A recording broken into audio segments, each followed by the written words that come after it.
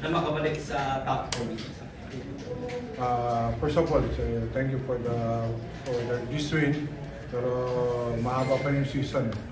So very important for us is to become healthy muna. So yun ang iniisip namin ngayon is maging healthy kami kasi mahaba yung season. So at least masaya kami na nalagpasan namin itong first game. Kahit pa paano walang nangyari sa players namin. So hopefully we're looking for our next game against FPU sa Saturday.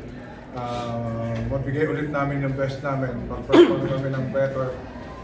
So at least maging turnaround ulit yung game para sa amin. Thank you, Coach Jeff. To Jake, 16 points, 6 rebounds, 5 steals, 3 assists, and 2 blocks. So yun na, determinado kayo makabawi from last season. Yun na, hindi nga maganda naging kampanya niya. So ano yung kailangan yung gawin para syempre makabalik ang Bulldogs sa Final Four at season? Syempre, thankful ako kasi sa first game namin, nakuha namin para confidence kami sa mga paparating na games ko namin. Syempre, yung gusto lang ni Coach Jeff sa amin na andun yung effort namin, tsaka andun yung aggressiveness namin sa kada game. So, kailangan every game ready kami.